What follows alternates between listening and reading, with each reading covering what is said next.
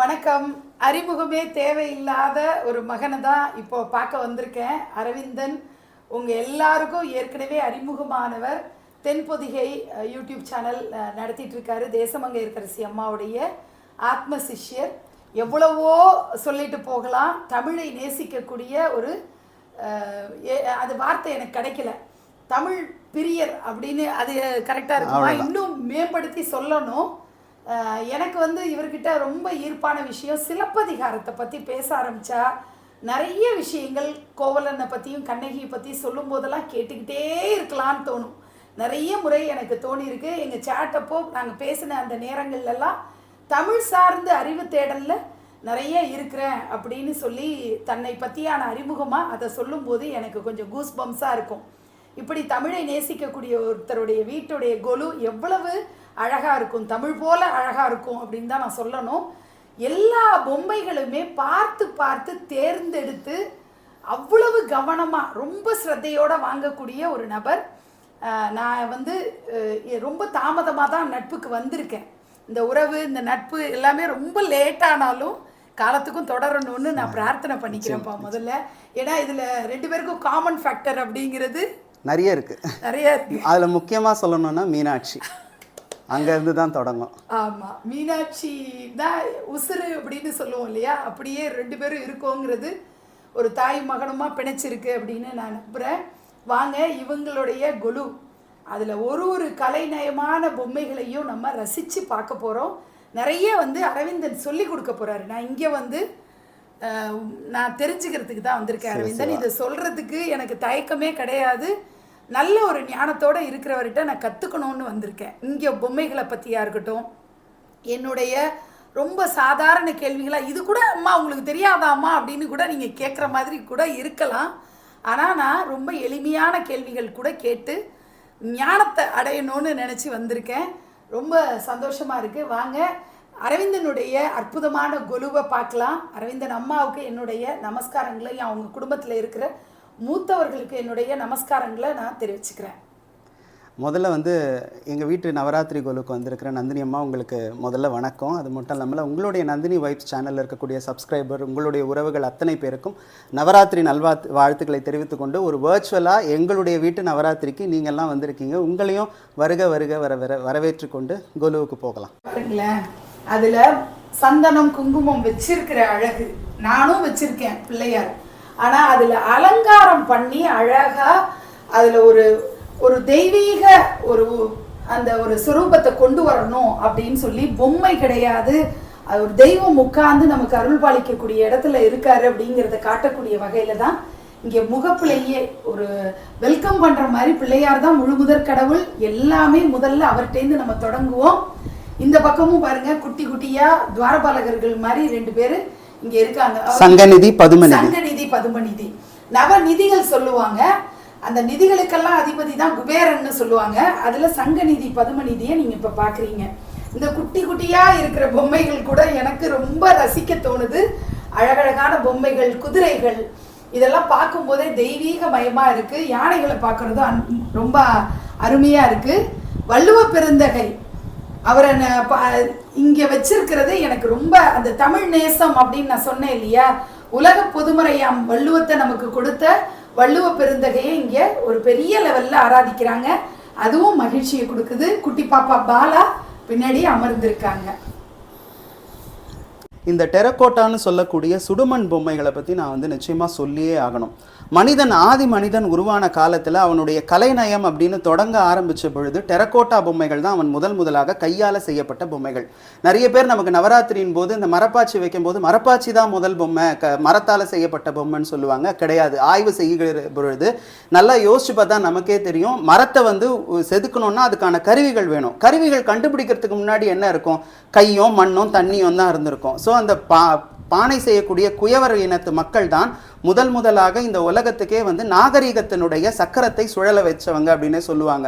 வரலாற்று ஆய்வறிஞர்கள்லாம் என்ன சொல்றாங்களோ, குயவர்களுடைய அந்த சக்கரம் இருக்கு பார்த்தீங்களா, அது சொற்ற தொடங்கிய பொழுதுதான் மனிதனுக்கான நாகரீகம் தொடங்குது. ஏன்னா அவன் தான் பாத்திரங்களை கண்டுபிடிக்கிறான், தன்னுடைய அடுத்த வேளை உணவை வந்து பாதுகாக்கணும்னு நினைக்கும் பொழுது தான் மனிதனுடைய புத்தி அங்கே வேலை செய்ய ஆரம்பிக்குதுன்னு சொல்கிறாங்க.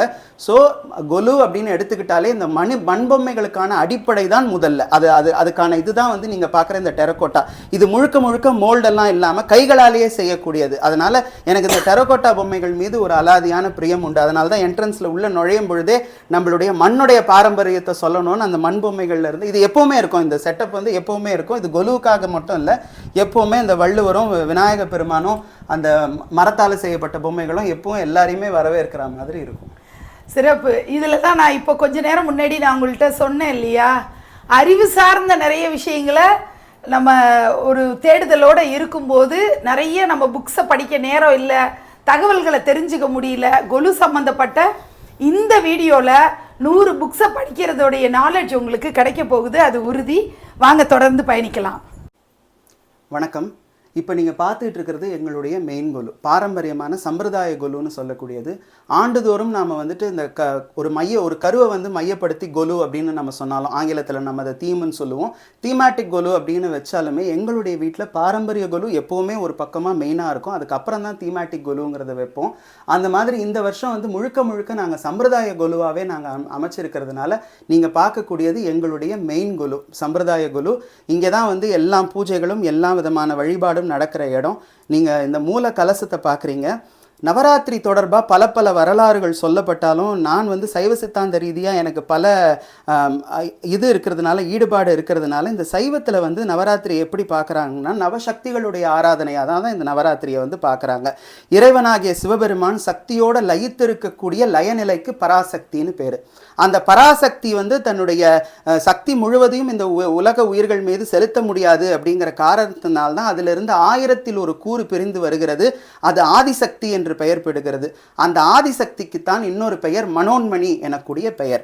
அந்த மனோன்மணியினுடைய தன்மையும் இந்த உயிர்கள் தாங்காது என்பதற்காக தேவி தன்னிலிருந்து 1000 கூறாக பிரித்து வெளியே வருகிறாள். அந்த சக்திக்கு ஞான சக்தின்னு பேரு. அதிலிருந்தும் 1000 கூறு இச்சா சக்தி, கிரியா சக்தி, சர்வபூத மதனி, பலப்பிரத மதனி, பலவிகரணி, கலவிகரணி, காளி, ரௌத்ரி, ஜேஷ்டா, வாமான்னு சொல்லக்கூடிய நவசக்திகளும் இந்த உலகத்துக்கு வராங்க. இதில் மனோன்மணி செய்யக்கூடிய வேலை என்னன்னா, இந்த உயிர்கள் தன்னுடைய கடமைகளை எல்லாம் முடித்த பிறகு சிவபெருமானோடு சென்று இரண்டர கலக்கக்கூடிய அந்த ஐக்கிய நிலைக்கு கூட்டிக் கொண்டு செல்லக்கூடியவள் ஆதிசக்தி தெய்வமாகிய மனோன்மணி. அதற்கப்புறம் வந்து அந்த ஞான சக்தி, இச்சா சக்தி, கிரியாசக்தி, அவங்க 3 பேரையுமே சேர்த்து சர்வபூத மதனி அப்படின்னு சொல்லுவாங்க. அந்த தேவிகள் நமக்கு செய்யக்கூடிய நன்மைகள் என்னன்னா, இந்த உலகத்துக்கு தேவையான ஞானம், கிரியை உள்ளிட்ட விஷயங்களை கொடுக்கக்கூடியது. மற்ற 7 சக்திகளும் என்ன வேலைகளை செய்கிறாங்கன்னா, 5 பேர் வந்துட்டு பஞ்சபூதங்களை படைத்து இயக்குகிற சக்தியாகவும், மற்ற இருக்கக்கூடிய 2 வந்து சூரியனையும் சந்திரனையும் படைத்து இயக்கக்கூடிய இயக்க சக்தியாகவும் இருக்கிறாங்க. அதனால இந்த மகா பிரளயம்னு சொல்றோம் பாருங்க, அதுதான் மகாலயம். அன்றிலிருந்து தான் ஒரு நாளும் ஒரு இயக்கம் வந்து ஏற்பட்டது. ஒரு நாள் ஒரு தேவிக்கான ஆராதனைங்கிறதுனால தான் மூல கலசத்தில் மனோன்மணியை எழுந்தருளை செய்துவிட்டு மற்ற 8 சக்திகளையும் நம்ம வந்து மஞ்சள் கூம்பு வடிவில் அங்கே எழுந்தருளை செய்திருக்கிறோம். சர்வபூத மதனி, பலப்பிரத மதனி, பலவிகரணி, கலவிகரணி, காளி, ரௌத்ரி, ஜேஷ்டா, வாமான்னு சொல்லக்கூடிய இதர சக்திகள் அங்கே வந்து எழுந்தருளி இருக்கிறாங்க. அறியாத தெரியாத பல தகவல்களை நான் தெரிஞ்சுக்கிட்டேன். அதாவது சிவபெருமானுக்குள்ள சக்தியாக, சிவபெருமான் மட்டும் இல்லை, எந்த தெய்வமாக இருந்தாலும் உள்ளுக்குள்ளே இயங்குறது ஒரு பெண் சக்தி அப்படிங்கிற ஒரு பெருமிதம் மட்டும் எனக்கு இருந்தது, ஒரு பெண்ணாக பிறந்ததுனால.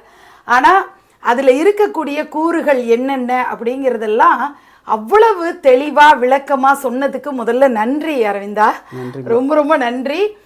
சில சமயங்களில் தாய் வந்து மாணவியாக மாறுறதும் உண்டு அப்படிங்கிறத நான் இன்னைக்கு உணர்றேன். இப்போ நம்ம அழகு சார்ந்து, எனக்கு வந்து ரசிக்க மட்டுமே தெரிந்த நந்தினினா, அதனால் அழகியல் சார்ந்து நான் இந்த பொம்மைகளை ரசிக்க ஆசைப்படுறேன். நான் எப்படி ரசிக்கிறேங்கிறத நீங்களும் பாருங்கள். இப்போ முதல்ல நம்ம மூகாம்பிகையிலேருந்து ஆரம்பிக்கலாம். மூகாம்பிகை ஸ்டேட்டஸ் வச்சப்போவே எனக்கு அப்படியே புல்லரிச்சு போச்சு. மூகாம்பிகையை நான் வெவ்வேறு வடிவத்தில் பார்த்துருக்கேன். இவங்க வந்து பத்மாசனத்தில் அமர்ந்து அங்கே பாருங்கள், 2 பக்கமும் சங்கு சக்கரம் வச்சு அவங்களுடைய சிம்மாசனம் வந்து ரொம்ப அழகான ஒரு திருவாட்சியோடு இருக்கக்கூடிய காட்சி. மூகாம்பிகைக்கு அந்த நெற்றிக்கண்ணெல்லாம் உண்டு. அதெல்லாம் எவ்வளவு தத்ரூபமாக சிரிச்ச முகமாக ஸ்ரீதேவியாக இருக்கக்கூடிய அம்பிகையை தான் நீங்கள் பார்க்குறீங்க. முருகப்பெருமான் தன்னுடைய மனைவியரோடு இருக்கக்கூடிய காட்சியை நீங்கள் பார்க்குறீங்க. இப்போ நம்ம மேல் படியிலேருந்து வரலாம்.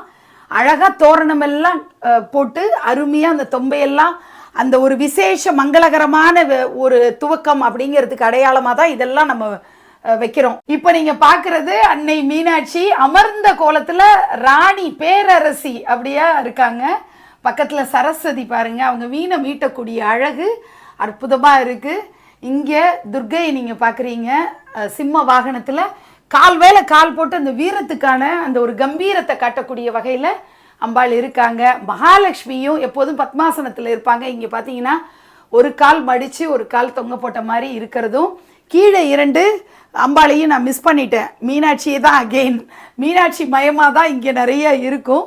அந்த மாதிரி இங்கே மகிஷன் மேலே ஏறி இருக்கக்கூடிய துர்க்கையை பார்க்குறீங்க, வனதுர்க்கையாக இருக்கிறவங்க. அங்கே ரிஷப வாகனத்தில் சிவபெருமானும் பார்வதியும் நம்ம நார்மலாக பார்ப்போம்.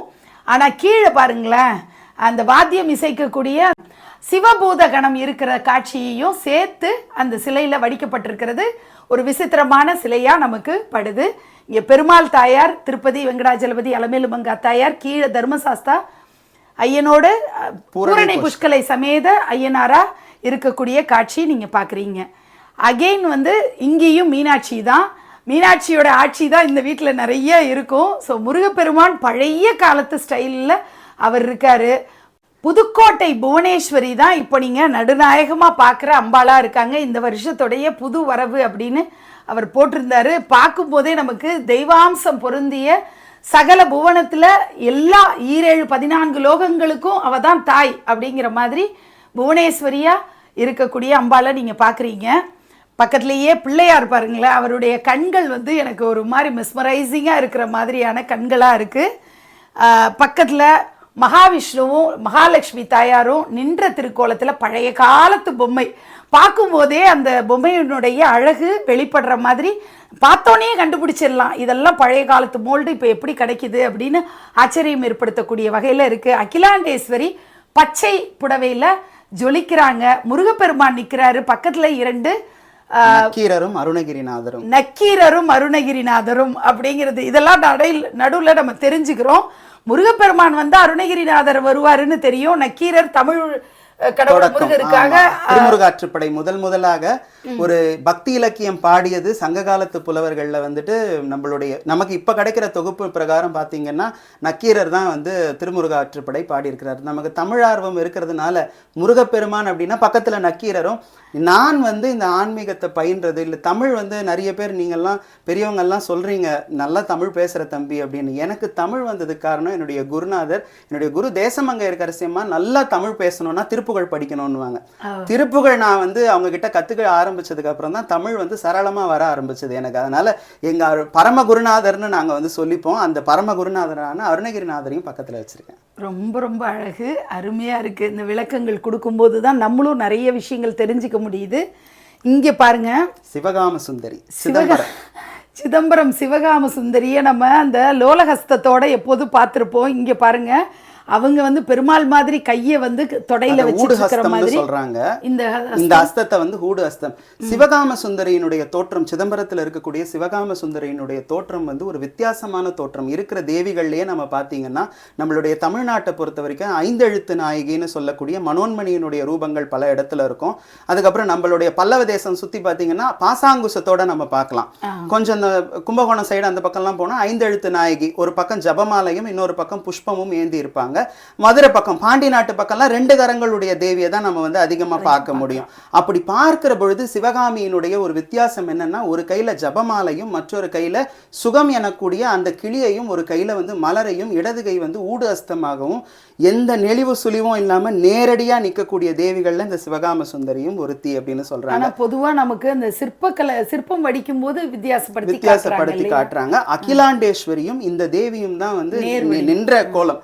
கொஞ்சம் நம்மளுடைய நீலாயதாட்சி கூட நின்ற கோலம் தான். ஆனா இந்த அம்மா கம்பீரமா நிற்பாங்க. நல்ல ஒரு ஆஜானுபானுவான ஒரு தோற்றம் சிவகாம சுந்தரியினுடைய தோற்றம். தனிக்கோயில் நாச்சியார், அந்த அம்மாவுக்கு தனிக்கோயில் நாச்சியார்னு தான் பேரு. எனக்கு அந்த அம்மா மேல ரொம்ப ஈடுபாடு. அதனாலதான் அந்த அம்மாவுடைய மேட்டு ஆர்டர் ஒரு 7 வருஷத்துக்கு முன்னாடி செஞ்சு வாங்கினது அந்த அம்பாள். இப்போ ஒரு சுய விளம்பரம் நான் தேடிக்கணும்னு ஆசைப்படுறேன். நம்ம நீலாயுதாட்சி அந்த இடத்துக்கு அதுவும் சொல்லணும். கரெக்ட். நம்ம நீலாயுதாட்சி ஏன் சொன்னீங்க? ஏன்னா என்னுடைய அம்மாவோட பூர்வீகம் வந்து நாகப்பட்டினம். எங்க அப்பாவோட பூர்வீகம் இது தெரியாம தான் நம்ம பேசவே ஆரம்பிச்சோம் இல்லையா?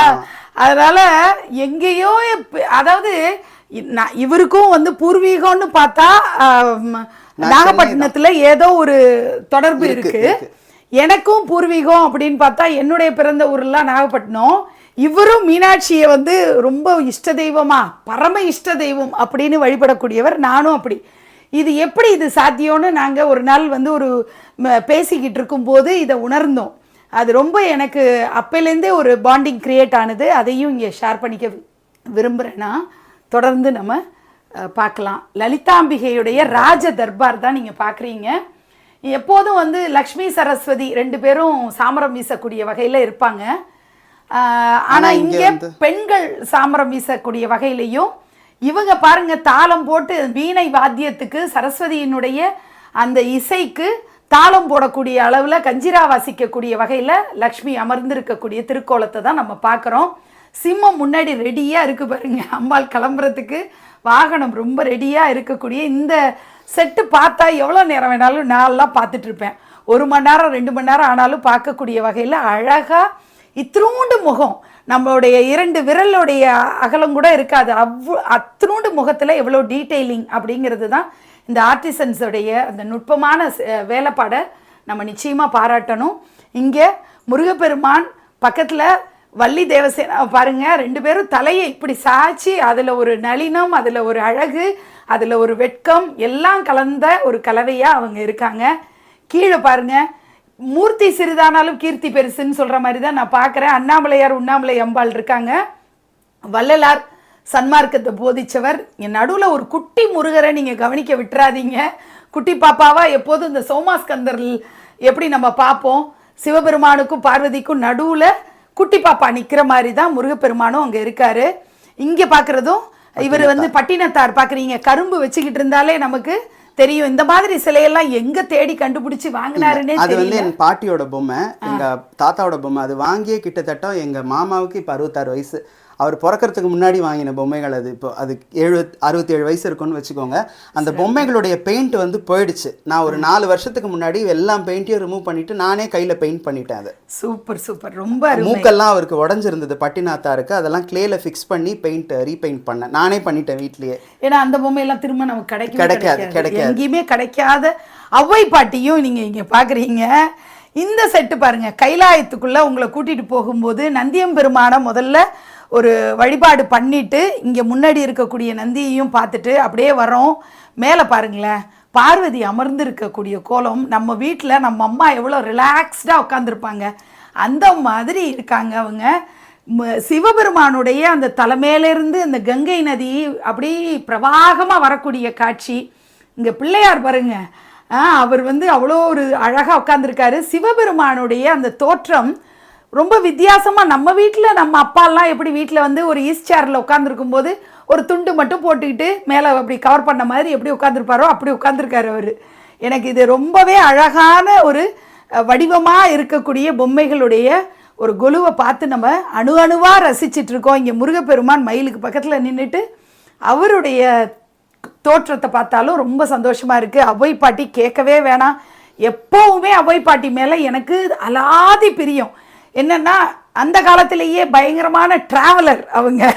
அதனால ஒரு பெண் வந்து அந்த காலத்தில் காடு வழியெல்லாம் எப்படிலாம் போனாங்க, எத்தனை மன்னர்களோடு அவங்களுக்கு நட்பு இருந்தது, எப்படிலாம் எல்லாரையும் வந்து ஒருங்கிணைச்சு ஒரு தமிழ் வளர்க்கக்கூடிய சேவை பண்ணியிருக்காங்க அப்படின்னு அவங்க மேலே ஒரு மரியாதை உண்டு. இப்படிலாம் பார்க்குறோம், சொல்லிக்கிட்டே போகலாம். இங்கே சிவபூதகணங்கள் வாத்தியங்கள் இசைக்கக்கூடிய காட்சியெல்லாம் அழகான பொம்மைகளை ரசித்து நம்ம பார்த்துட்ருக்கோம். இந்த பக்கம் பார்த்தீங்கன்னா திருவானைக்காவல் அகிலாண்டேஸ்வரி. நம்ம ஏற்கனவே அங்கே பார்த்தப்போ நம்ம 2 தெய்வங்கள் நேர்முகமாக அப்படியே நேராக நிற்கக்கூடியது, உடம்புல கொஞ்சம் கூட நெளிவு வளைவு இல்லாமல் இருக்கக்கூடிய தெய்வங்கள்னு சிவகாமியும் நம்ம பார்த்து ரசித்தோம். இப்போ நம்ம பார்க்குறது திருவானைக்கோவில் அகிலாண்டேஸ்வரி. அகிலத்தையே ஆட்சி செய்யக்கூடிய ஒரு ஈஸ்வரியாக அவங்க வந்து மாணவி மாதிரி ஸ்தானத்துல தான் இருப்பாங்க அவங்க இல்லையா? அப்படிதான் இருப்பாங்க. ஆனா வந்து இவர் அகிலாண்டேஸ்வரிய பத்தி அருணகிரிநாதருடைய திருப்புகழ்ல அகிலாண்டேஸ்வரியை பாடியிருக்கார். நிறைய பேருக்கு என்ன தெரியும்னா திருப்புகழை பொறுத்த வரைக்கும் முருகரை தான் அவர் பாடியிருப்பார். ஆனா என்னுடைய குரு தேசமங்க இருக்கிற செம்மா எங்களுக்கு வகுப்பு எடுத்த போதுதான் அவர் வந்து முருகப்பெருமானுக்கு கீழே நம்ம கீழே இருக்கக்கூடிய அத்தனை சமயங்களையும் கொண்டு வந்த ஒரு மகானுபாவர் அருணகிரிநாதர். அந்த அருணகிரிநாதர் திருவானைக்கால் திருப்புகழை பாடுறார்.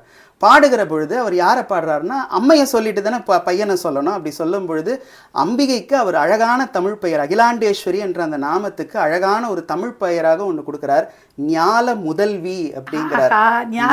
உலகம் முதல்வினா முதலானவள். முதலானவள் ஞால முதல்வி இமயம் பயந்தமின் நீலி சூலி கௌரி பரமங்கை குண்டலி நாளும் இனிய கனி எங்கள் அம்பிகை திரிபுராயி நாத வடிவினல் அகிலம் பரந்தவள் அப்படின்னு ஒரு அறிமுகம் கொடுத்துட்டு இப்பேற்பட்ட அகிலாண்டேஸ்வரிக்கு மகனான முருகனே அப்படின்னு முருகனை வந்து அவர் அறிமுகப்படுத்துவார்.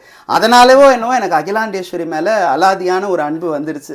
அதனால அகிலாண்டேஸ்வரியை நம்ம செஞ்சு வாங்கிக்கணும் அப்படின்னு அது வாங்கி தனிப்பட்டமா பிரத்யேகமா இந்த சிவகாம சுந்தரியும் அதுவும் ஒரு 7 வருஷத்துக்கு முன்னாடி பிரத்யேகமா. ஆனா 7 வருஷம் மாதிரி பார்வையில தெரியல. ரொம்ப இப்ப புதுசா ஃப்ரெஷ்ஷா இருக்காங்க. ரொம்ப அழகா இருக்காங்க. இந்த கைலாசத்தை பத்தி நான் ஒரு விஷயம் சொல்லணும். என்கிட்ட ஏற்கனவே கைலாசம் செட்டு இருக்கு. ஏன் இதை பிரத்யேகமா வாங்கினேன்னா நம்ம எல்லாம் சென்னை வாசிகள், நமக்கு வந்து கபாலிநாதன்னா உயிர். இந்த சிவபெருமானை நீங்க நல்லா உத்து கவனிச்சீங்கன்னா கபால மாலை வந்து அணிஞ்சிருப்பார். ஆஹா, அதை நான் கவனிக்கல பாருங்க. கபாலியா இருப்பார் அவர். ஓகே, கபாலியா இருக்காரு. அதை வந்து யக்ஞோபவீதமாக அணிந்திருப்பார். அதனாலதான் அந்த கைலாசம் செட்டு பூநூல் மாதிரி அணிந்து கொண்டு இருக்கிறாரு அப்படிங்கிறது தான். யக்ஞோபவீதம்னா நிறைய பேருக்கு என்னன்னு தெரியாம இருக்கலாம். பூநூல் போல அணிஞ்சிட்டு இருக்காரு அப்படிங்கிறது தான். அதே போல நிறைய கைலாசத்துல நீங்க பார்க்கலாம். கைலாசம் செட்டுலயே நீங்க பார்க்கலாம், இல்ல ஓவியத்திலயும் பார்க்கலாம். நந்தி தேவர் இருப்பாரு தனியா. ஆனா அங்க சிவபெருமானுக்கு கீழே ஒரு ரிஷப வாகனம் ஒண்ணு இருக்கும். அது என்னன்னு பலருக்கு ஒரு கேள்வி இருக்கும். அது நானே அதை யோசிச்சேன். ஆமா, நந்தியம்பெருமான் அவருக்கு வந்து அவருடைய ஒருத்தர், அவரும் வாகனமா இருக்காரு. சிவபெருமானுக்கு நந்தி இல்லாம இன்னும் பல ரிஷப வாகனங்கள் உண்டு. அதுல ஒண்ணு தருமமே பெருமானை வந்து விடை வடிவாக தாங்கியது அப்படின்னு சொல்லுவாங்க. நம்ம சிவன் கோயில்ல பார்க்கும் பொழுது வெளியில ஒரு நந்தியம்பெருமான் இருப்பார், உள்ள ஒரு நந்தியம்பெருமான் இருப்பார். நந்திக்கு நடுவுல போக கூடாதுன்னு சொல்லுவாங்க. இந்த நந்திக்கு வெளியில இருக்கிற நந்திக்கு நடுவுல இல்ல, அவர்கிட்ட ஒரு நந்தி இருக்கும் பார்த்தீங்களா, அதுக்கு நடுவுல தான் போகக்கூடாது அப்படின்னு சொல்லுவாங்க. ஏன்னா அங்க இருக்கிற நந்தி சாட்சாத் தர்மத்தினுடைய வடிவமா இருக்கிறதுனால குறுக்கே யாரும் இருக்கக்கூடாதுன்னு சொன்னதுனால அந்த இதையும் அதனாலவே இந்த கைலாசம் செட்டை வந்து நான் வாங்கினேன். சிறப்பு. எவ்வளவு தகவல்களை நம்ம தொடர்ந்து தெரிஞ்சுக்கிறோன்னு பாருங்க. இங்க இருக்கக்கூடிய மகாலட்சுமிய பாக்குறீங்க. ரொம்ப ரொம்ப நேர்த்தியா வடிவமைக்கப்பட்ட ஒரு சிலை. நம்ம நிர்விக்னலட்சுமி இல்லத்துலேயும் இவங்கள நீங்கள் பார்த்துருப்பீங்க. அரவிந்தன் மூலமாக தான் எனக்கு அந்த பாக்கியமே கிடைக்க பெற்றது.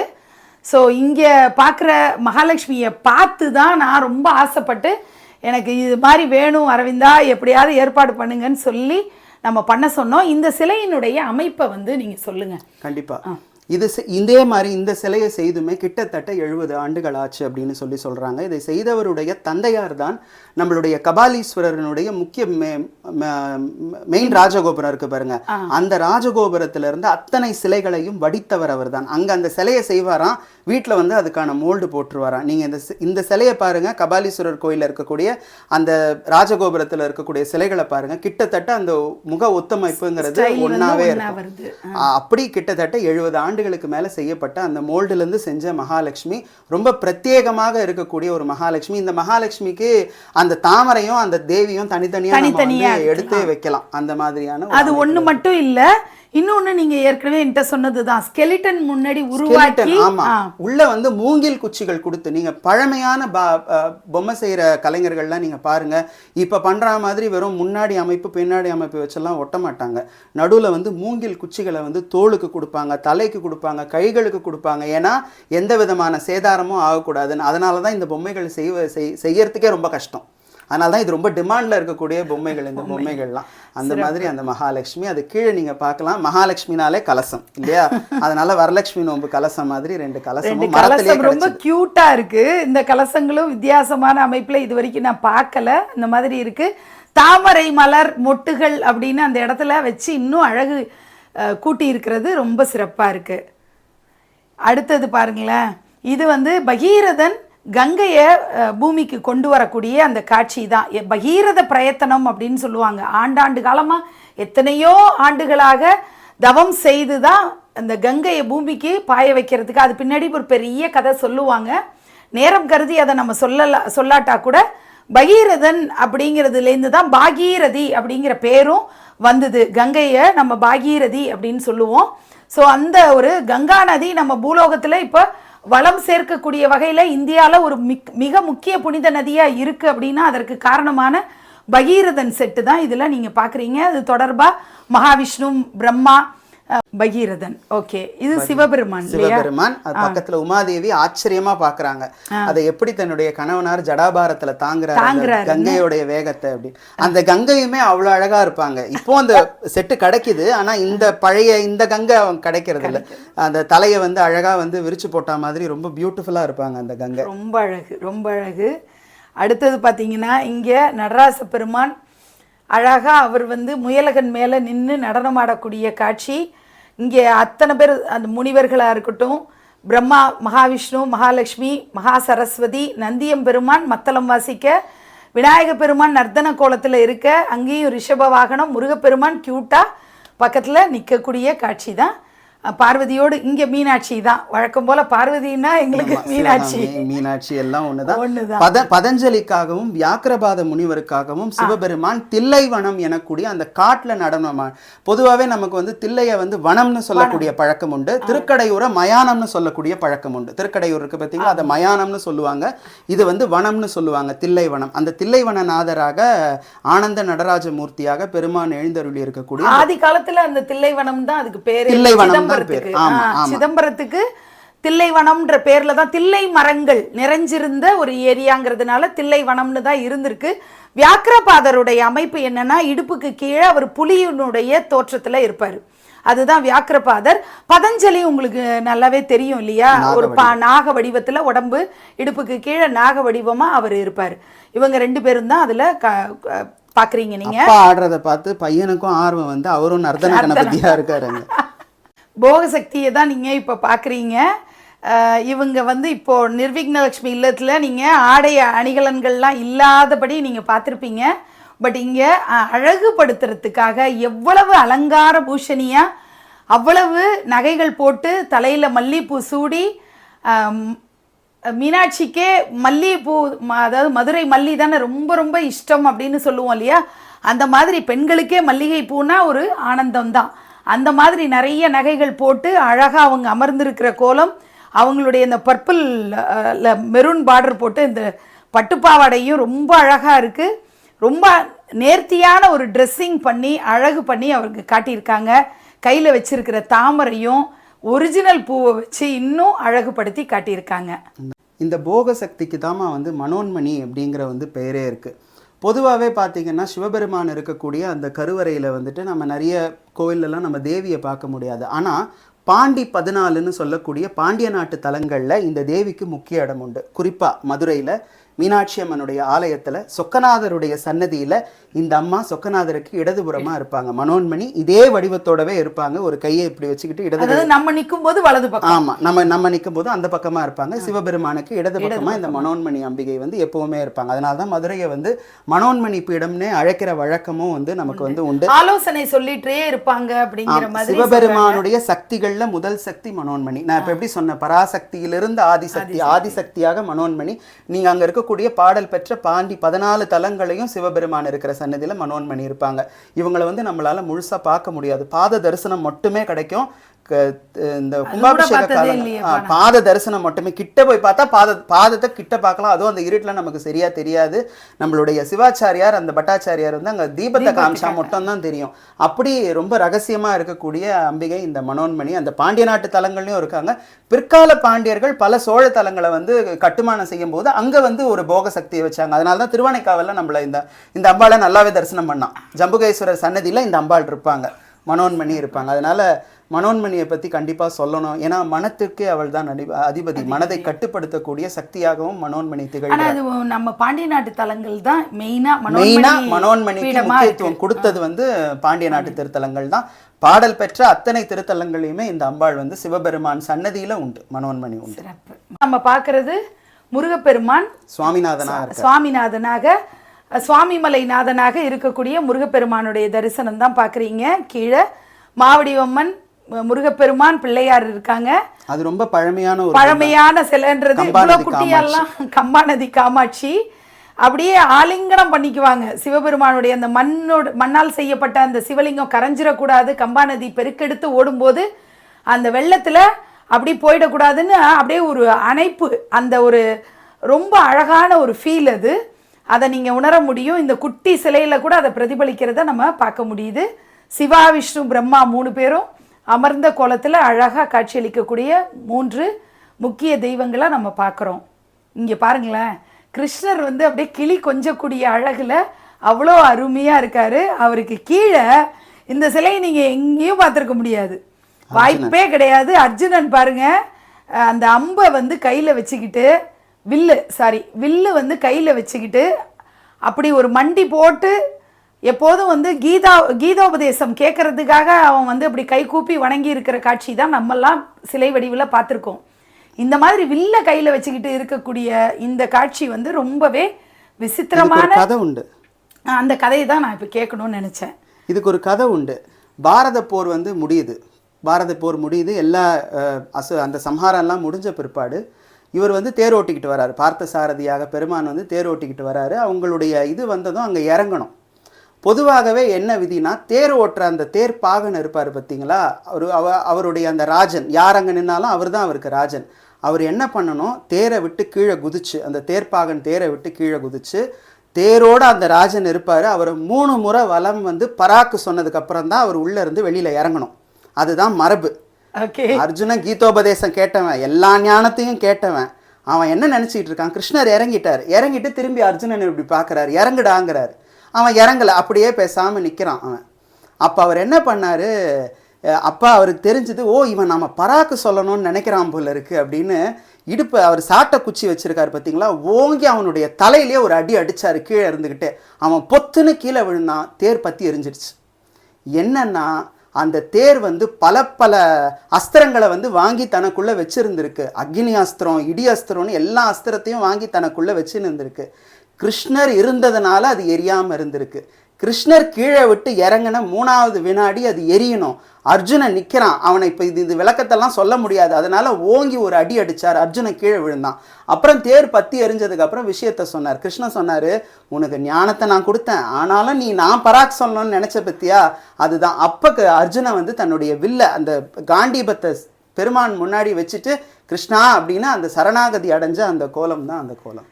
ஆஹா, இந்த பூரண சரணாகதியுடைய மகத்துவத்தை இப்போ புது விதத்தில் இந்த மாதிரி ஒரு கதை மூலமா கீதோபதேசம் பெற்ற எல்லாருக்கும் ஞானம் கிடைச்சிடுறது இல்லை அப்படிங்கிறத அர்ஜுனனும் விதிவிலக்கு இல்லை. அதுதான் இங்கே நம்ம தெரிஞ்சுக்கிற விஷயம். ஞானம் அப்படிங்கிறது ஒருத்தருக்கு கிடைக்கணும், சித்திக்கணும்னா அத்தனை தேவியருடைய அத்தனை தெய்வங்களுடைய கடாட்சம் வேணும். அதுதான், அதற்கு நம்ம முதல்ல பக்தி மார்க்கத்தில் முழுமையாக நம்ம லயிச்சு ஈடுபடணும். அதுதான் இங்கே நம்ம பார்க்குறோம். இந்த பக்கம் 63 நாயன்மார்களை வரிசைப்படுத்தி அழகாக வச்சுருக்காங்க. நான் ஏற்கனவே நிர்விக்னலக்ஷ்மி இல்லத்துலேயும் இது பற்றியான ஒரு குறிப்பு சொல்லும்போது நான் சொன்னேன், எனக்கு வந்து பொம்மைகள் விற்கிறவங்க வந்து சொன்னது என்னென்னா, முன்ன பின்ன மேலே கீழெல்லாம் வைக்கக்கூடாதுன்னு. ஆனால் நம்ம இடம் வசதி கருதி நம்ம அப்படிலாம் பண்ணுறோம். இதனால் வந்து அவங்கள நம்ம தரம் பிரிக்கிறதுக்கெல்லாம் நம்மலாம் ஒரு ஆளே கிடையாது. அவங்களுடைய மேன்மை வந்து வானத்தில் இருக்கக்கூடிய நட்சத்திரங்கள் மாதிரி அவங்க எப்பவும் ஜொலிச்சிட்டு இருப்பாங்க. அது பகல் இரவு இல்லாமல் எல்லா நேரமும் ஜொலிக்கக்கூடிய வகையில் தான் அவங்களுடைய சிறப்பும் மேன்மையும் இருக்குது. அதனால் இதை வந்து நீங்கள் அதை ஒரு கமெண்ட்டாக நிறைய பேர் சொல்கிறதுக்கு வாய்ப்பு இருக்குங்கிறதுனால தான் நான் இங்கே இந்த இடத்துல நான் வந்து அதை தெரிவிச்சுக்க கடமைப்பட்டிருக்கேன். இப்போ நீங்கள் சொன்னீங்க பார்த்தீங்களா, இவங்களை பற்றிலாம் சொல்கிறதுக்கு வந்து நமக்கு ஒன்றுமே இல்லை அப்படின்னு. இதை வந்து யார் மூலமாக இந்த உலகத்துக்கு தெரிஞ்சுது நீங்கள் சொன்ன கருத்து அப்படின்னா, முருகப்பெருமான் மூலம் தான் தெரிஞ்சுது. முருகப்பெருமான் பழமுதிர் சோலையில் ஔவையை ஆட்கொண்ட சரித்திரம் எல்லாருக்கும் தெரியும். அந்த நாவல் பழத்துக்காக சுட்ட பழம் வேண்டுமா சுடாத பழம் வேண்டுமா அப்படின்னு கேட்டு அப்போ வந்து பல கேள்விகளை வந்து முருகப்பெருமான் ஔவையை நோக்கி தொடுக்கிறார், இந்த உலகத்துக்கு ஞானத்தை சொல்லணும்னு. அப்போ வந்து ஔவையை பார்த்து, பாட்டி இந்த உலகத்திலேயே பெருசு எது அப்படின்னு கேட்குறாரு. பெரியது கேட்டின் தமிழ் முனிவேலோய் பெரிது பெரிது புவனம் பெரிது புவனமோ நான்முகன் படைப்பு நான்முகனோ கரியமால் உந்தியில் பிறந்தோன் கரியமாலோ அலைகடல் துயின்றோன் அலைகடலோ குறுமுனி கலசத்துள் ஒடுக்கம் குறுமுனி கலசமோ புவியிற் சிறுமன் புவியோ அரவினுக்கு ஒரு தலை பாரம் அரவமோ உமையவள் சிறுவிரல் மோதிரம் உமையவளோ இறைவனுள் ஒடுக்கம் இறைவனோ தொண்டருள் ஒடுக்கம் தொண்டர்தம் பெருமை சொல்லவும் பெரிதே அப்படின்னு. அதனால தான் திருத்தொண்டர் புராணம்னே அந்த புராணத்துக்கு சுந்தரமூர்த்தி சுவாமிகள் வந்து பெயர் வச்சு அதை பாடினார் வரிசைப்படுத்தி. நாயன்மார்களை போல பக்தி பண்ணவங்க இது வரைக்கும் கிடையாது, இனிமேலும் இருக்க போகிறதில்ல. ஏன்னா நம்ம எல்லாருக்கும் பக்தி இருக்குது, ஆனால் பக்தியில் வைராக்கியம் இருக்கான்னா அது கேள்விக்குறி. அதிலிருந்து தான் நாமளும் நாயன்மார்களும் வேற்றுமைப்படுவோம். ஒருத்தர் வந்து இன்னைக்கு தண்ணியை எல்லாருக்கும் கொடுத்துட்டு தான் நான் வந்து போஜனம் பண்ணுவேன், இல்லாட்டி உணவு எல்லாருக்கும் கொடுத்துட்டு தான் நான் வந்து சாப்பிடுவேன்னு முடிவெடுத்தா உயிரே போகிற வரைக்கும் ஒருத்தருக்கு சாப்பாடு கொடுக்காம அவங்க சாப்பிட மாட்டாங்க. அதில் தான் நாயன்மார்களும் நாமளும் வந்து வேறுபட்டோம். எனக்கும் அந்த நாயன்மார்களுடைய வரலாறு மேலே தனி அலாதியான ஒரு அப்படி பார்த்தா பிரியங்கள் நமக்கு காதல் நிறைய இருக்கும்ல, அப்படி எனக்கு நாயன்மார்கள் மேலே ஒரு தீவிர காதல். ஒரு 12 வருஷத்துக்கு முன்னாடி கும்பகோணத்துலேருந்து வாங்கிட்டு வந்தது மண் பொம்மைகள் தான், ரொம்ப அழகாக இருக்கக்கூடிய பொம்மைகள். அவங்கள வந்து சொக்கநாதன் மீனாட்சியோடவே சேர்த்து வச்சிருக்கீங்க.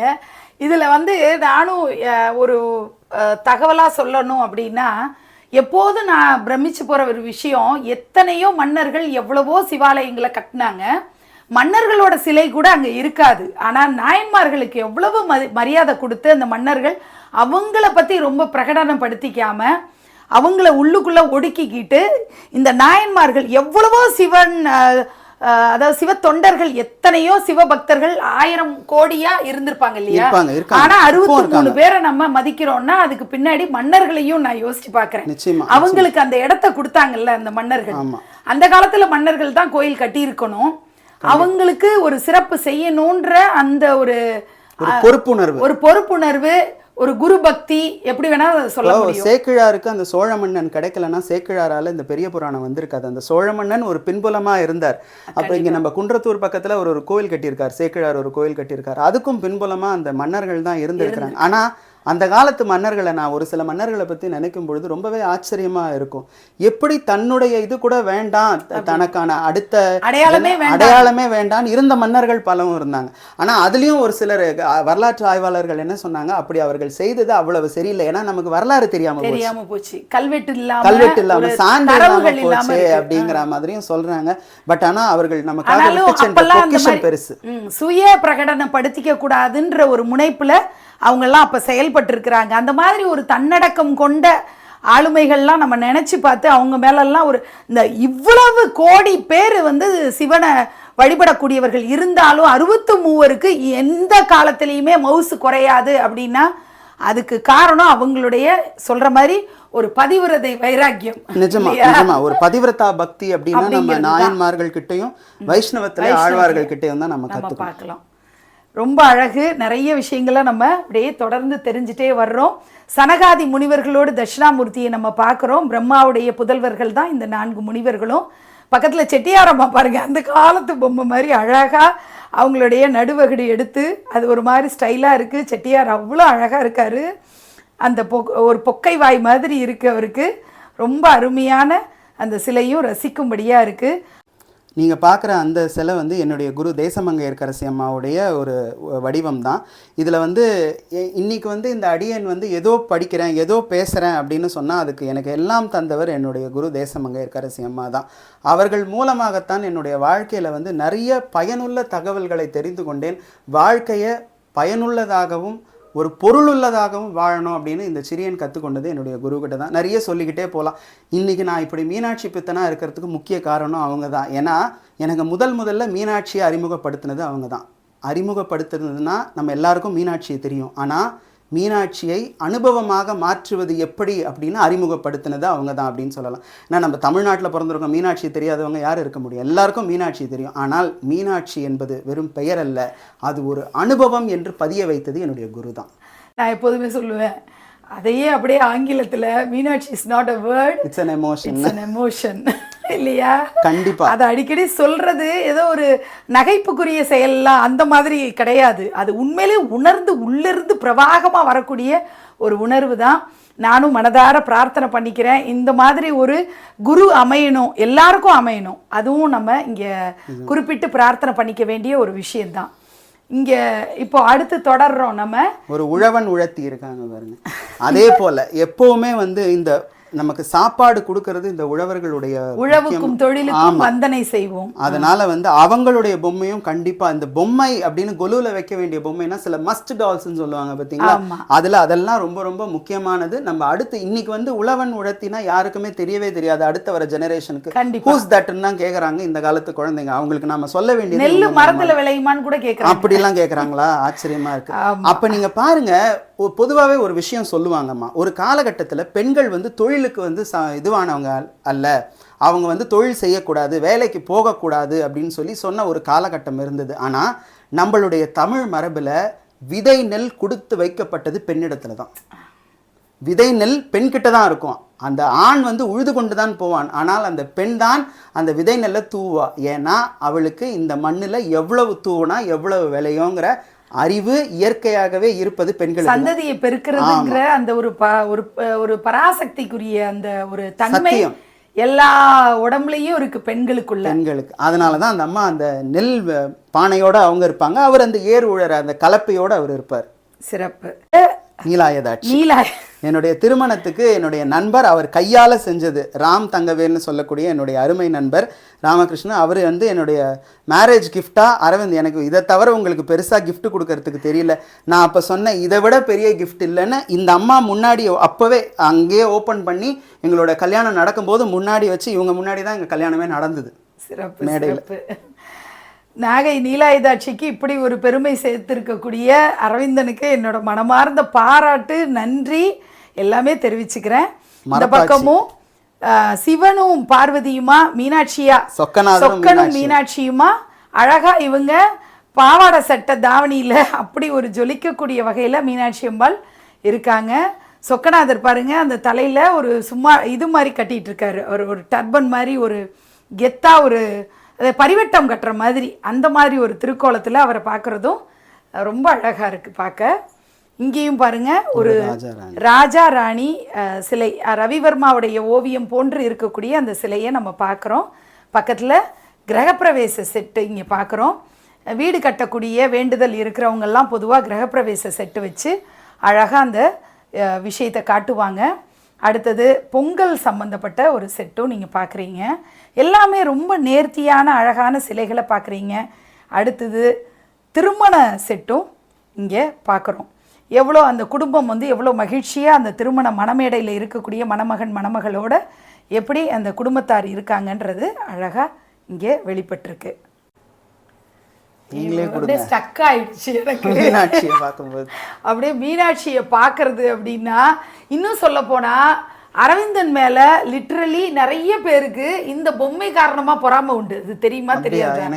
நிறைய பேருக்கு தடாதகை பிராட்டிய இவ்வளவு பெரிய சைஸ்ல இது வந்து ரொம்ப யூனிக் இல்லையா?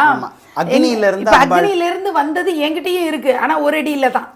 ஆனால் அந்த 4 அடிக்கு இவ்வளவு பெரிய அம்பாள் இருக்கிறது யாரானாலும் அரவிந்தனுடைய அடையாளமாகவே மீனாட்சி பிடிக்கும் அரவிந்தனுக்குன்னு தெரியும்.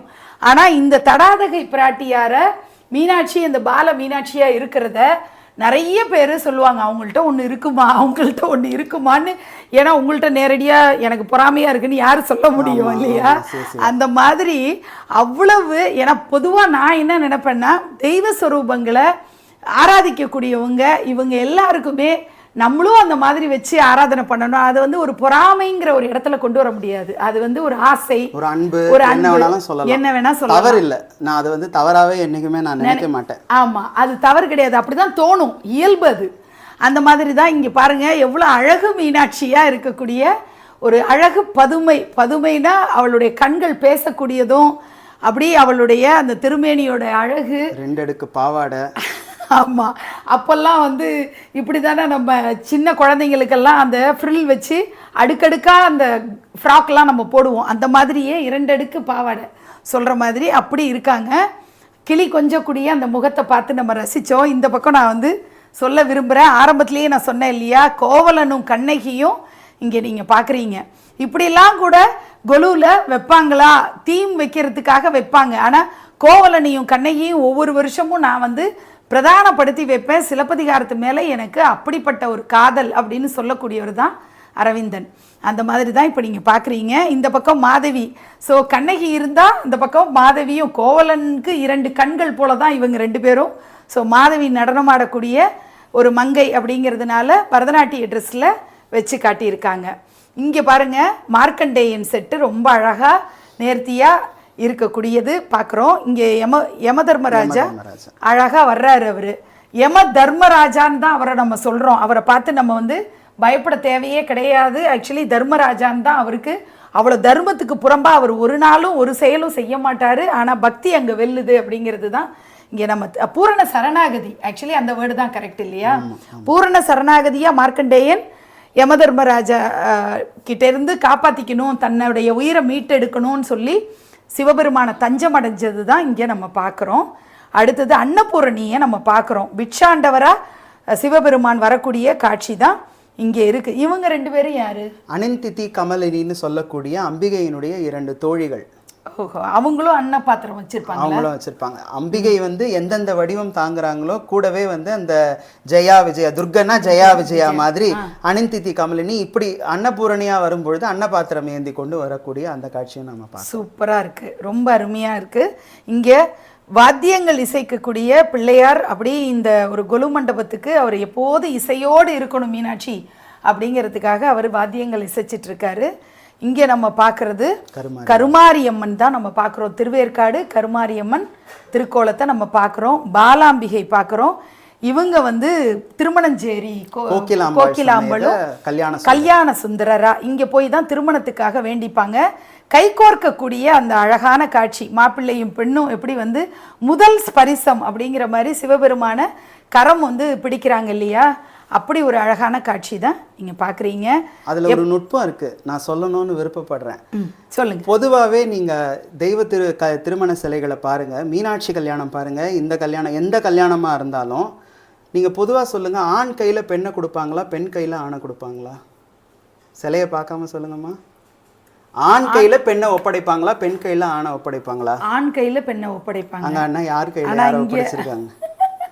ஏன்னா இதுக்கு ஒரு மரபு வழி செய்தியும் உண்டு. ஆணுக்கு வந்து இல்லறம் நடத்த தெரியாது, பெண்ணுக்கு மட்டும்தான் தெரியும், ஆணுக்கு சம்பாதிக்க தான் தெரியும் அப்படிங்கிறத பதிய வைக்கணுங்கிறதுக்காகவே நீங்க மீனாட்சி கல்யாணத்தை பாருங்க, இந்த கோகிலாம்பாள் கல்யாணத்தை பாருங்க, இல்லாட்டி வள்ளி கல்யாணம் பாருங்க, ஸ்ரீனிவாச கல்யாணம். நீங்க இப்ப போய் உங்களோட கூகுளில் போய் சர்ச் பண்ணி இந்த பழைய போட்டோஸ்லாம் எடுத்து பாருங்க. பெண் கையில தான் ஆண் இருப்பாங்க, ஆண் கையில பெண் இருக்க மாட்டாங்க. நீங்க அந்த காட்சியை தான் அங்க பார்க்கலாம். ரொம்ப ரொம்ப அழகா அதுல ஒரு நுட்பமான தகவலையும் நம்ம தெரிஞ்சுக்கிட்டோம். நான் ஏற்கனவே சொன்ன மாதிரி தான் 100 புத்தகங்களை படித்து தெரிஞ்சுக்கிற தகவல்கள், துணுக்கு செய்திகள் அத்தனையும் இம்பார்ட்டண்ட்டாக நம்ம தெரிஞ்சு வச்சுக்க வேண்டிய செய்திகள்லாம் நம்ம இங்கே தெரிஞ்சுக்கிறோம். இங்கே பாருங்கள், கிருஷ்ண பரமாத்மா அழகாக அந்த மாடோட இருக்கிறது பீங்கானில் செய்யப்பட்ட பொம்மைகள். அந்த பீங்கான் பொம்மைகள் அதில் ஒரு நேர்த்தி, ஒரு அழகு இருக்கிறத பார்க்க முடியுது. இங்கே சூப்பரான மயக்கக்கூடிய மாயக்கார கண்ணனை தான் நீங்கள் பார்க்குறீங்க. அவருடைய கண்கள் மயக்கிறதா இருக்கட்டும், அவருக்கு லைட்டாக தொந்தி இருக்கும், ரொம்ப க்யூட்டாக இருக்கும் அந்த குட்டி. ஏன்னா வெண்ணெயும் பாலும் தயிரும் எப்போதும் அந்த பால் சம்மந்தப்பட்ட பொருட்களையே டெய்ரி ப்ராடக்ட்ஸே சாப்பிட்றதுனால அவருக்கு ஒரு தொந்தி வந்திருக்கும் லைட்டாக. அந்த ஒரு அழகு தான் பார்க்குறீங்க. இந்த கிருஷ்ணருக்கும் இந்த மல்லிப்பூ சூடி வச்சிருக்கிறது ரொம்பவே அவங்களுடைய பக்தியை வெளிப்படுத்தக்கூடிய வகையில் இருக்குது. கொலு பொம்மைகளாக பாவிக்காமல் நம்ம வீட்டில் கிருஷ்ணர் இருக்காரு அப்படின்னு பாவிச்சு அலங்காரத்தை டெய்லி அந்த பூ சூடி பார்க்குறதுங்கிறது ஒரு தனித்துவமான அழகு.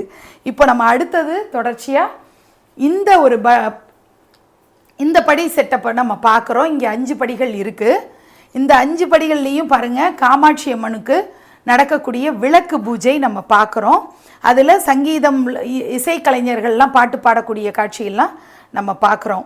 இங்கே பாருங்களேன், இப்போ சரஸ்வதி பூஜைக்கு நம்ம புத்தகங்களை எல்லாம் வழிபாட்டில் வைப்போம் இல்லையா? அந்த மாதிரி வச்சு தேங்காய் வெற்றிலை பாக்கெல்லாம் வச்சு நம்ம வீட்டில் என்னென்ன வாத்தியங்கள் நம்ம பயிற்சியில் வச்சுருப்போமோ அதெல்லாம் பூஜை பண்ணுவோம் இல்லையா? அந்த காட்சி தான் இங்கே ஹார்மோனியத்துலேருந்து தபேலாலேருந்து வயலின் வரைக்கும் எல்லாத்தையும் வச்சுட்டு எல்லாரும் கும்பிட்டபடி இருக்கக்கூடிய காட்சி தான் பார்க்குறோம். இப்போது இங்கே பாருங்கள், சிரசு மட்டும் இருக்கக்கூடிய மாரியம்மன் தான் நீங்கள் பார்க்குறீங்க. அவ்வளவு தீஜ்வாலையோட பிரகாசத்தோடு இருக்கக்கூடிய அம்பாள், புற்று பின்னாடி இருக்கிற மாதிரியும் நாகர் குடை விரிக்க நாகர் கிரீடம் அணிந்தபடி இருக்கக்கூடிய ஒரு அம்பாளாக நம்ம பார்க்குறோம். இந்த பக்கம் துர்கா பூஜா நம்ம சொல்லுவோம் இல்லையா? இந்த நவராத்திரியே துர்கா பூஜான்னு தானே நம்ம சொல்லுவோம். அதை வந்து கன்னி பெண்கள்லாம் சேர்ந்து அந்த துர்கா பூஜாவை நடத்துகிற மாதிரியும் விளக்குகள்லாம் எலுமிச்சம்பழ விளக்குகள் ஏற்ற மாதிரிலாம் அழகான ஒரு செட்டு நம்ம இங்கே பார்க்க முடியுது. மாடத்தில் இருக்கக்கூடிய வரலட்சுமி பூஜையை நம்ம பார்க்குறோம். வரலட்சுமி அம்பாளை மாடத்தில் வச்சு தான் அழகாக அந்த ஒரு அமைப்பை ஒரு மாடத்தில் வச்சு தான் நம்ம கலச அலங்காரம்லாம் பண்ணி வரலட்சுமி நோன்பு நடக்கும். அந்த காட்சி தான் நீங்கள் பார்க்குறீங்க. அக்ஷராபியாசம் தான் நீங்கள் பார்க்குறீங்க. கூத்தனூர் சரஸ்வதி அமர்ந்திருக்கக்கூடிய ஞான சுரூபினியாக இருக்காங்க. நெல்லு மேலே அப்பா மடியில் உட்கார வச்சு தான் நம்ம அந்த எழுத்தை வந்து அக்ஷரத்தை எழுத வைப்பாங்க. அதாவது அன்னப்பிராசனம்ங்கிறது அம்மா மடியில் உட்காந்து பண்ணுவாங்க.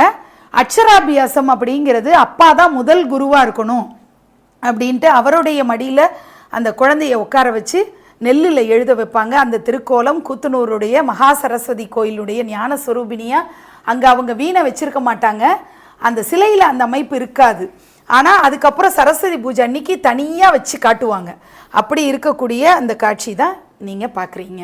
உண்மை செய்தவர்கிட்ட வந்து இதை பற்றி பேசிகிட்டு இருக்கும்போது, இந்த கான்செப்ட் பற்றி பேசிகிட்டு இருக்கும்போது அவர் என்கிட்ட என்ன சொன்னார்னா, அப்பா மடியில் நான் பையனை தான் உட்கார வைக்கலான்னு பார்த்தேன் சார். ஆனால் அதுக்கப்புறம் வந்து இல்லை, பெண் கல்வியை நாம் வந்து மையப்படுத்தணும். ஏன்னா கல்வி ஒரு பெரும் ஆயுதம், அது பெண்களுக்கும் முழுசாக கிடைக்கணும் அப்படிங்கிறதுக்காக ஒரு பெண் குழந்தைய அப்பாவோட மடியில் உட்கார வச்சேன். நான் அதை நோட்டீஸ் பண்ணீங்களா? நான் டக்குன்னு எனக்கு பளிச்சுன்னு பட்டுது.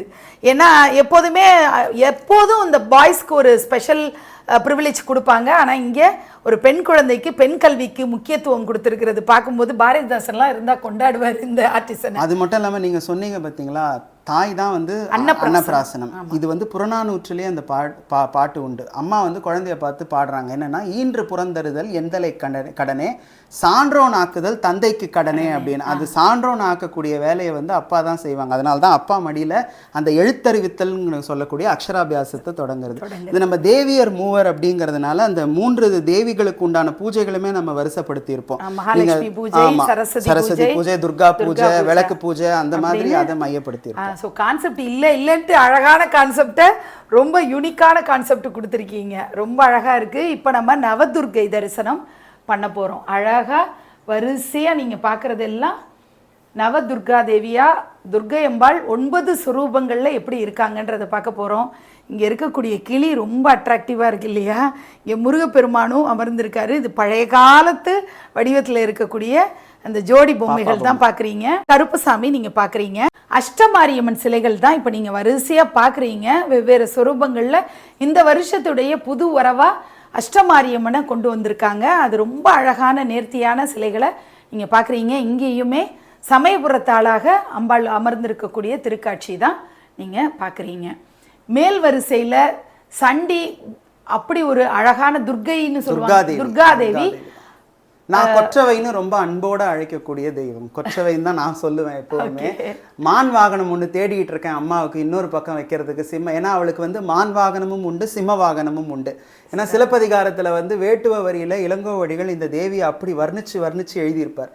அதனால் வந்து கொற்றவை தெய்வம் துர்கா பரமேஸ்வரி அங்கே இருக்கிறாங்க. நீங்கள் பார்க்குற இந்த சரஸ்வதி மகாலட்சுமியுமே நான் சொன்ன அந்த கலைஞர் உருவாக்கினது தான் 70-80 ஆண்டுகளுக்கு முன்னாடி. அந்த ரவிவர்மா ஸ்டைலில் அதிகமான நகைகள் இல்லாமல் ஒரு இயல்பான ஒரு பெண்கள் போல அமைத்த அந்த இது. அதுக்கப்புறம் நம்மளுடைய திருமயிலை கற்பகாம்பிகை.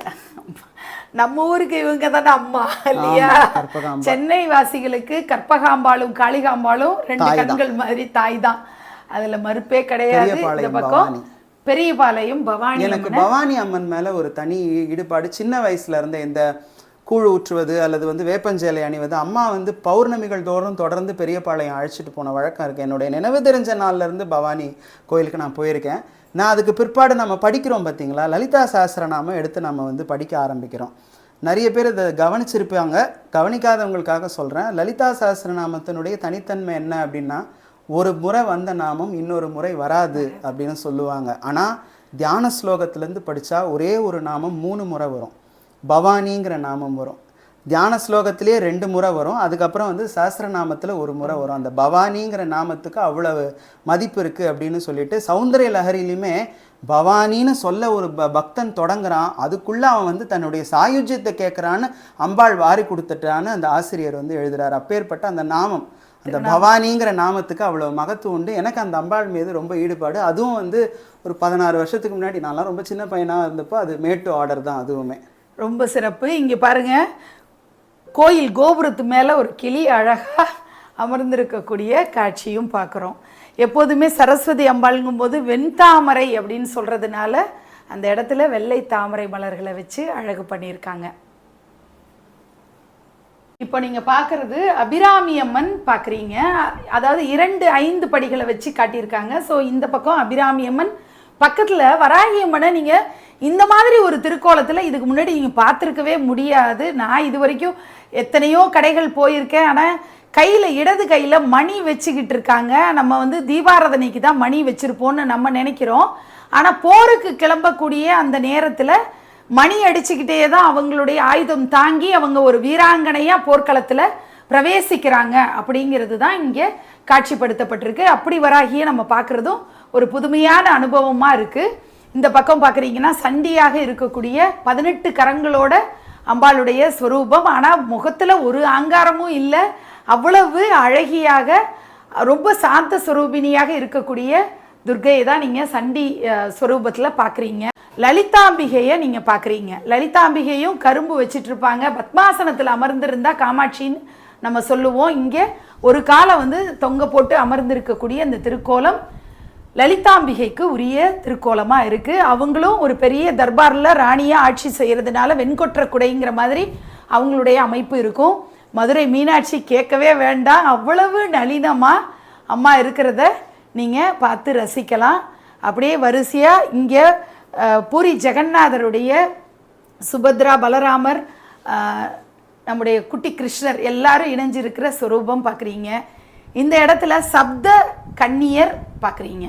சப்த கன்னியர் ஒருத்தருமே ஒரு அழகு அதில் பரிபூரணமாக வெளிப்படுற மாதிரியான ஸ்வரூபங்களை நம்ம பார்க்குறோம். அங்கே இருக்கிற முனிவரை பற்றி எனக்கு தெரிஞ்சுக்கணும்னு. அது வந்து ஒரு பொதுவாகவே வந்து சித்தர்கள் வந்து நிறைய சக்தி வழிபாடு செஞ்சவங்க அப்படின்னு சொல்லுவாங்க. அதுக்கு அடையாளமாக தான் ஒரு சித்தராக தான் நான் அவரை வந்து அங்கே வச்சுருக்கிறேன். ஏன்னா அவங்க அந்த வாழை சக்தின்னு சொல்லக்கூடிய மனிதனுடைய உடம்பில் இருக்கக்கூடிய அந்த சக்தி நிலையை வந்து மேல் நோக்கி எழுப்பக்கூடிய அந்த சித்து வேலையை கற்றவங்க அதை நிறைய பேருக்கு சொல்லி கொடுத்துவாங்க. அதனால ஒரு சித்தரை வந்து அங்கே ஒரு அடையாளமாக வைக்கணும்னு வச்சேன். ஓகே, பொதுவாக நம்ம என்ன நினைச்சிட்டு இருப்போம், சித்தர்னாலே அவர் சிவபெருமானை வழிபடக்கூடியவர்னு ஒரு பார்வை உண்டு இல்லையா? உண்டு. ஆனால் அவங்களுக்கு அடிப்படை சிவபெருமான் அப்படின்னு சொன்னால் சிவபெருமானுடைய கருணை தான் அம்பிகை. சிவத்துக்கும் சக்திக்கும் பேதமே கிடையாது. அதனால தான் வந்து திருமூலர் திருமந்திரத்தில் சக்தியும் சிவமும் 2 என்பார் அறிவிலாருன்ட்டார். அது வேற இது வேறன்னு பேசணும்னா உனக்கு அறிவில்லப்பா அப்படின்னு ரொம்ப அடக்கமாக சொன்னார். அந்த மாதிரி சிவத்துக்கும் சக்திக்கும் பேதமையே பாராட்டினவங்கல்ல, நமக்குள்ள இருக்கக்கூடிய அந்த சக்தி நிலையை தூண்டக்கூடிய அந்த சித்தரெல்லாம் வந்து நமக்கு சொல்லி கொடுத்தவங்க சித்தர்கள் தான். அதனால தான் சக்தி இருக்கிற இடத்துல ஒரு சித்தரை வைக்கணும்னே வச்சேன் நான். சிறப்பு, அந்த அழகு. இந்த பக்கம் பார்த்தீங்கன்னா மீனாட்சி அம்பாள் ஜனனம் அந்த ஒரு யாக குண்டத்திலேருந்து ஹோமகுண்டத்திலேருந்து வெளியில் வர்றாங்க இல்லையா? இந்த பக்கம் மலையத்வஜ பாண்டியனும் காஞ்சனமாலை மீனாட்சியை பெற்றெடுத்த 2 பேரும் பெற்றவர்கள். அப்படின்னா இறைவன்டேர்ந்து பெற்றவர்கள்னு அர்த்தம். அதனால தான் அந்த பெற்றோர்ன்ற பேர். இங்கே பெற்றெடுக்கிறதுனா நம்ம வயிற்றில் கருவா சுமந்து தான் பெற்றெடுக்கணும் அப்படின்னு இல்லை. பெற்றவர்கள்னா இறைவனுடைய கொடையாக நமக்கு அந்த சந்தான பாக்கியம் கிடைக்கிது, நம்ம அதை பெறுகிறோம் அப்படிங்கிறதுனால பெற்றவர்கள்னு சொல்கிறோம். இங்கே நிறைய முனிவர்கள் இருக்கிறதெல்லாம் பார்க்குறோம். இங்கேயும் கிளி, எங்கே பார்த்தாலும் கிளிமயமாக இருக்கிறத நம்ம பார்க்க முடியுது. மீனாட்சி அம்மனுடைய கோயில் மாதிரி இருக்கிறதும் இங்கே பார்த்தீங்கன்னா குமரகுருபரருக்கு இந்த முத்துமாலையை பரிசளிக்கக்கூடிய மீனாட்சி பிள்ளை தமிழ் கேட்டு அகமகிழ்ந்து ஒரு குழந்தை சொரூபத்தில் மீனாட்சி அம்பாள் அழகாக வந்து முத்துமாலையை பரிசளிக்கக்கூடிய காட்சி தான் இங்கே அழகாக வடிவமைக்கப்பட்டிருக்கு. ரொம்ப அற்புதமான ஒரு செட் அது. மீனாட்சி பட்டாபிஷேகம் தான் இப்போ நம்ம பார்க்குறோம். ஸோ பட்டத்து ராணியாக பேரரசியாக எல்லா உலகங்களையும் வென்று ஒரு பேரரசி பெண்ணரசி அப்படின்னா முதல் பெண்ணரசின்னு அரவிந்தன் படிக்கக்கூடிய பராக்கில் வர்ற மாதிரி தான் முதல் பெண்ணரசி. அதை வந்து நல்லா அடிக்கோடிடணும். அந்த மாதிரியான ஒரு பேரரசியாக பட்டாபிஷேக காட்சியில் அன்னை மீனாட்சியை தரிசனம் பண்ணிக்கிறோம். இந்த பக்கமும் லலிதாம்பிகையுடைய ராஜ தர்பார் பார்க்குறீங்க. அங்கே வரக்கூடிய தெய்வங்கள் எல்லாம் சரஸ்வதி, லக்ஷ்மி, மகாவிஷ்ணு, மகாலட்சுமி தாயார் இருக்காங்க. இந்த பக்கம் சிவன் இருக்காரு, பிள்ளையார், முருகர், சிம்மமும் எப்போது கூடவே இணைஞ்சு வரும்.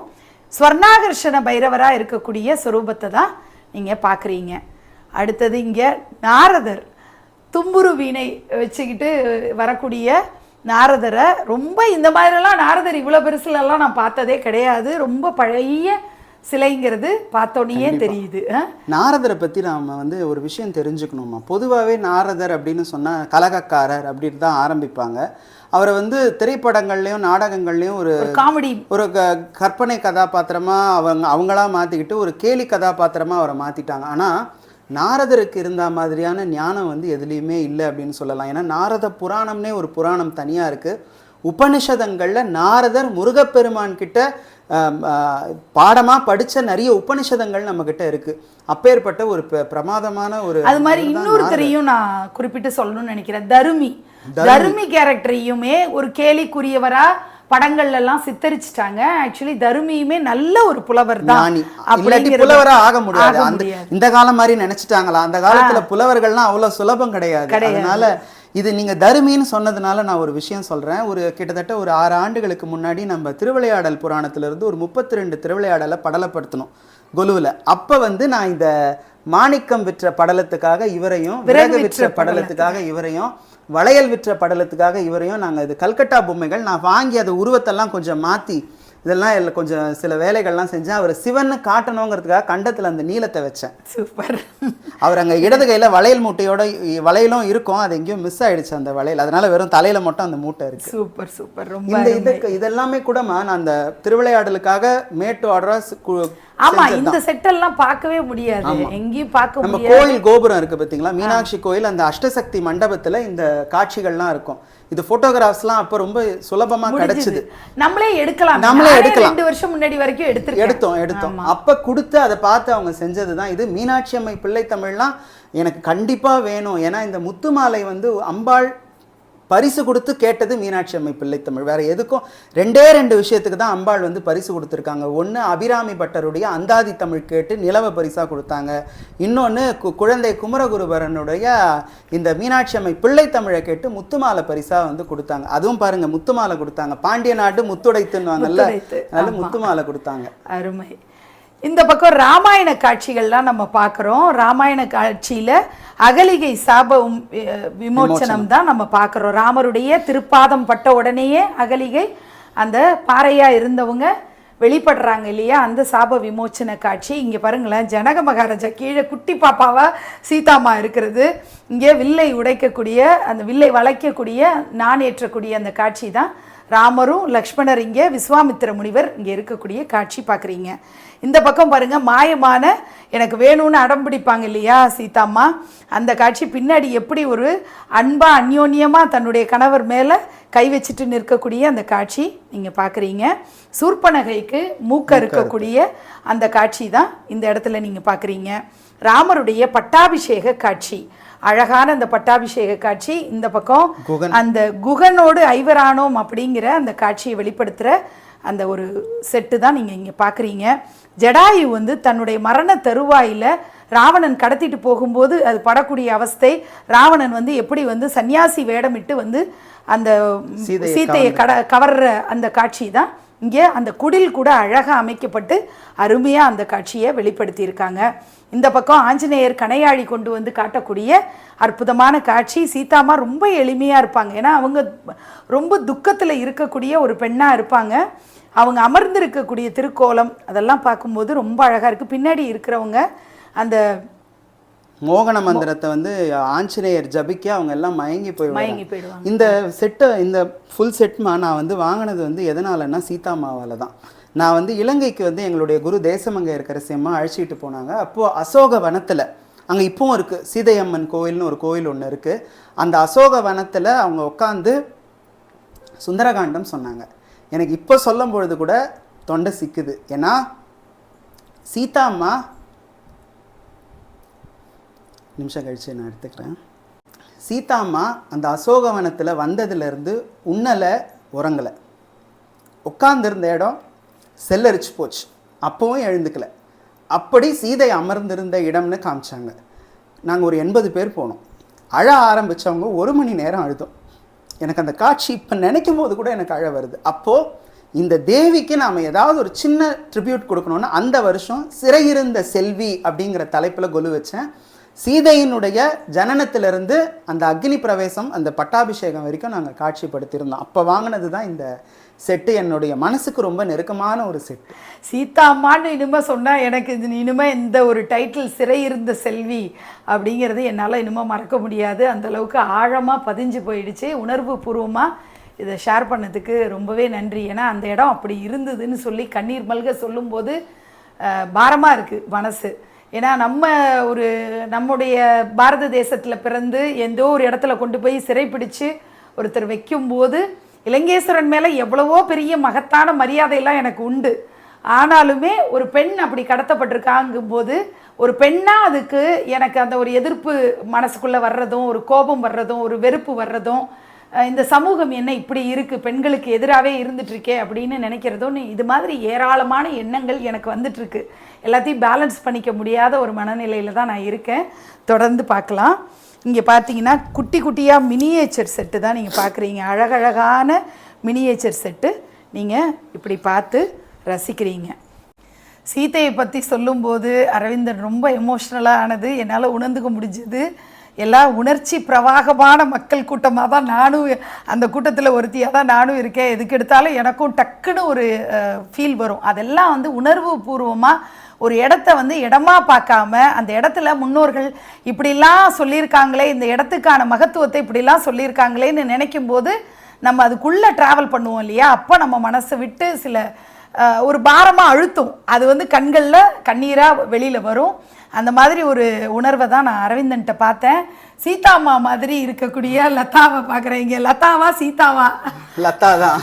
ஆனால் நிஜமாவே வந்து அந்த குணத்தில் வந்து சீதை தான். அந்த பொறுமை, அந்த நிதானம், அது எல்லாமே அவங்கக்கிட்ட நிறைய இருக்குது. ரொம்ப ரொம்ப சந்தோஷம்ப்பா இந்த மாதிரி ஒரு தம்பதியை பார்க்குறதோ. ஏன்னா ஒருத்தர் வந்து கொலு பிரியராக இருந்தால் நிறைய பேர் எனக்கே கூட ஒரு மெசேஜில் சொல்லியிருக்காங்க, அம்மா அடுத்த முறை என்னோடய ஒய்ஃப் வந்து கொஞ்சம் கோஆப்ரேட் பண்ணணும்னு சொல்லுங்கம்மா, ஏன்னா நீங்கள் வேண்டிக்கோங்கம்மா, ஏன்னா நவராத்திரி டைமில் கொஞ்சம் கோஆப்ரேஷன் அவங்கள்ட்டேருந்து கிடைக்க மாட்டேங்குது, நான் பொம்மையாக வாங்கினா அவங்க கோவப்படுறாங்க அப்படின்னு சொல்லி வர்றதும் இருக்குது.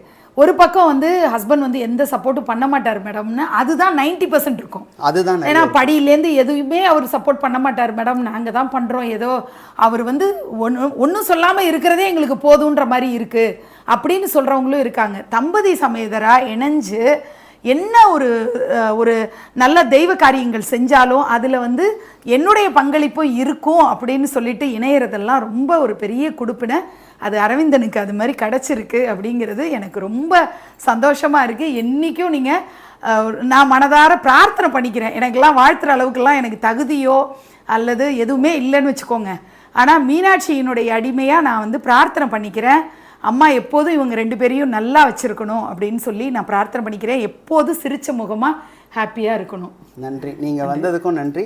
எங்களுடைய வீட்டுடைய நவராத்திரி கொலுவை நந்தினி வைப்ஸ் சேனல் மூலமாக பார்த்த சப்ஸ்கிரைபர்களுக்கும் எங்களுடைய நன்றியை நாங்கள் தெரியும். இந்த வீடியோ ரொம்ப ஸ்பெஷலான வீடியோவாக நான் கருதுகிறேன். நிறைய நம்ம பார்க்குறோம், ஆனால் ஒரு ஞான வேள்வி மாதிரி நான் பார்த்தேன். நான் நிறைய கற்றுக்கிட்டேன். எனக்கு வந்து பர்சனலாக இன்றைக்கி வந்து ஒரு ஆசானாக இருந்து சொல்லி கொடுத்த அனுபவம் தான். நான் முதல்லையே சொன்ன மாதிரி தான்.